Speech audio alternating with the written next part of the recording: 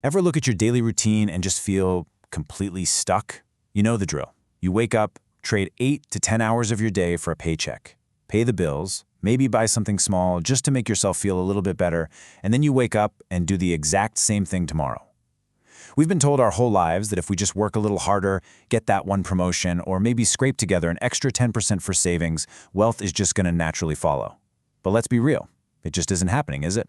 Well, welcome to today's Explainer. We are diving deep into the groundbreaking concepts from the Wealth Code to unpack a definitive, actionable blueprint for true economic autonomy. So diving right into the source material, the very first question it poses is pretty blunt. Why aren't you wealthy yet? It's kind of a punch to the gut, right? But the hard truth we really need to explore here is that the traditional rules of economic survival might actually be failing us. Why? Because they were never actually built for us to win in the first place. Think about it. Modern society, from the relentless advertisements we see every day, to the traditional school system we all go through, it's essentially engineered to take your cash and turn it into someone else's asset. The book outlines this massive, fundamental divide in how people operate. It's like there are two totally different games being played right under our noses. On one hand, you have the average game. This is a system strictly focused on basic economic survival, hoarding cash in a bank account, and trading your finite time for a little bit of money. But then you have the wealth game. And here's the secret. The ultra-wealthy don't necessarily have a higher IQ, and they definitely aren't working more hours than you. Instead, they operate on these completely counterintuitive cheat codes. They use invisible behavioral frameworks, systemic leverage, and an infinite time horizon to literally force money to chase them. All right, let's jump straight into Section 1, Deploying Capital and Risk. Okay, we're kicking things off with a foundational concept called capital velocity. Now, the middle class often treats saving money as the ultimate financial finish line. But leaving your money sitting idle in a traditional savings account, that is actually slow financial suicide. And the culprit is global inflation. Inflation is constantly eating away at your purchasing power, so cash left sitting isn't being safely preserved, it's literally being actively destroyed. Capital velocity is all about the speed at which you get your money out of those stagnant positions and aggressively into assets that generate actual income. It is absolutely fascinating to see this mindset gap. When the average person gets a little extra cash, they immediately seek comfort. They treat the money itself as the end goal, basically watching it melt away like an ice cube on a hot day. But the wealthy, they treat idle cash with absolute disdain. They view every single dollar as a tiny financial soldier. When they get an extra $10,000, their immediate psychological reflex is to get it out of their hands and deploy those soldiers onto the battlefield to capture even more soldiers. They rely on automated systems to ensure their money never, ever sits still. And this ties directly into how we evaluate risk. You see, the average person is utterly terrified of risk, which is incredibly ironic because playing it safe makes their life wildly risky. They rely entirely on a single corporate job that could just vanish tomorrow. The ultra-wealthy, on the other hand, do not avoid risk at all. They master it. They master what's called asymmetric risk. This is an opportunity where the potential downside is strictly capped and limited, but the potential upside is mathematically infinite. It sounds like a superpower, doesn't it? When looking at a new venture, amateurs get blinded by greed and ask, what's the absolute best-case scenario? The wealthy ask the exact opposite. They ask, what is the absolute worst-case scenario, and can I easily survive it? Let's compare an asymmetric bet. Say, spending $2,000 and 100 hours of your time to build a scalable digital product against a symmetric liability, like signing a $60,000 luxury car loan. With the digital product, your absolute worst-case scenario is losing $2,000 in some of your free time. You easily survive that. But the upside? Passive, life-altering, infinitely scalable revenue. Now the car loan? Sure, it gives you a temporary ego boost, but it guarantees massive depreciation and thousands in monthly cash strain. You are quite literally guaranteeing the loss of your financial freedom. Wealthy habits dictate stacking your life with these asymmetric bets, where you can only lose a little, but stand to win a fortune. Moving right along to Section 2, Decoupling Time and Emotion. Listen, to achieve true freedom, you absolutely must shift from being a linear producer to a systems builder. Since time is a hard-capped, 24-hour resource for all of us, you have to buy back your time. You do this by hiring people for lower-value, administrative tasks, using your capital to fund investments that scale without your direct involvement, or creating digital assets that can be replicated infinitely for zero marginal cost. The wealthy spend their money to buy back their time, which frees up their mental energy for high-leverage asset acquisition. I really want to anchor this whole idea with a brilliant, undeniable truth from Warren Buffett. If you don't find a way to make money while you sleep, you will work until you die. It is a mathematical certainty. If your income is directly tied to your physical presence and an hourly rate, you are hitting a ceiling. You will never outpace the system. You have got to decouple your income from your physical time. Now, doing this successfully requires what the book calls radical emotional disconnection. While most people are completely driven by raw emotion when it comes to their money, this strategy requires you to treat your finances as pure data. The exact moment you assign ego, self-worth, or emotional anxiety to your investments, you become predictable. And in the financial world, predictable players are predictable prey for those who are purely analytical. Watching this dynamic play out in the real world is just wild. The general public operates on pure FOMO, fear of missing out, right?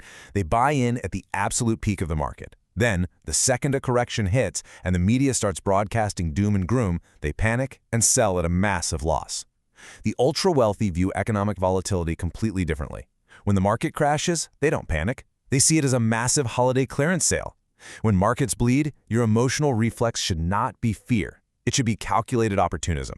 You step in and buy the premium assets while everyone else is running out of the store screaming. Okay, let's get into Section 3, upgrading networks and lifestyle. Most people treat their social circles as a matter of pure convenience. They hang out with folks just because they went to the same high school or because they share the same complaints about the world. These casual circles validate your excuses and view everything through a lens of scarcity.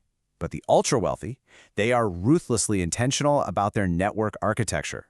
They build relationships based on reciprocity. They constantly challenge each other's assumptions, and they discuss macro trends. Think about it. If you sit in a room filled with highly successful investors, your entire psychological baseline shifts. Suddenly, making $10,000 a month stops feeling like some elusive dream and actually starts feeling like the absolute bare minimum. But here's the catch. When that baseline shifts and you actually start making more money, you have to avoid lifestyle inflation at all costs. The wealthy do this through selective deprivation. This means completely decoupling your lifestyle from your current earning power. True wealth builders couldn't care less about the shallow applause of strangers. They feel absolutely no need to broadcast their success with designer logos or flashy cars, because they know that every single dollar spent on a depreciating status symbol is a dollar literally stolen from buying a cash-flowing asset. Now, selective deprivation definitely doesn't mean living like a miser. Not at all. The wealthy will gladly spend lavishly, but only on things that produce a compounding return. We're talking about dropping money on a high-end mattress to radically optimize their sleep and health, buying a premium laptop to speed up their daily workflow, or paying for exclusive educational seminars to dramatically expand their skills. They happily deprive themselves of useless status symbols, but they heavily fund their own operational capacity. And that brings us to our final section, Section 4, the Asset First Protocol. This is the core mechanical difference in how money is actually handled day to day.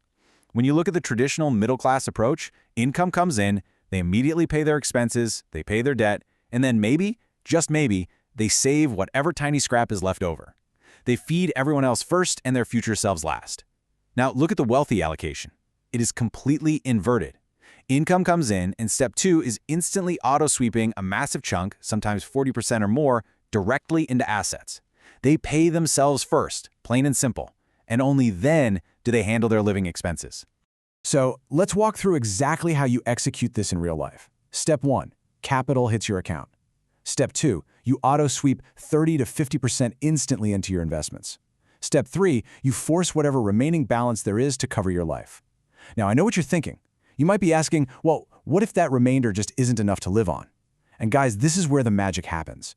You do not cut your investments. Never. You keep the allocation exactly the same, and you look yourself in the mirror and say, my income is currently insufficient for my ambitions. This forces your brain completely out of defensive scarcity mode and pushes you into aggressive expansion, forcing you to go out and create a new alternative income stream. Of course, to maintain this protocol, you have to defeat one massive psychological boss battle, and that is hyperbolic discounting.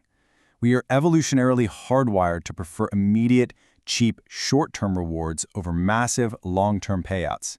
It is exactly why the average person gets trapped chasing the cheap dopamine of a fast food meal or buying a new phone today, instead of doing the hard work to build generational wealth brick by boring brick over a decade. The only real solution to this is forcefully stretching out your perspective.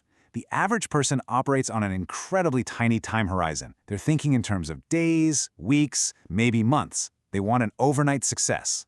But the ultra-wealthy, they play the infinite game.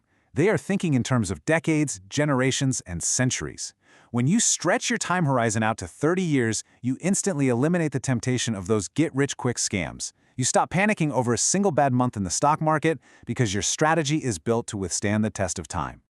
So bringing all of these incredible concepts together, the core thesis of this explainer comes down to this. Wealth is absolutely not an event. It's not a lucky lottery win, and for most, it's not a sudden inheritance. Wealth is a lagging indicator of your psychological relationship with capital.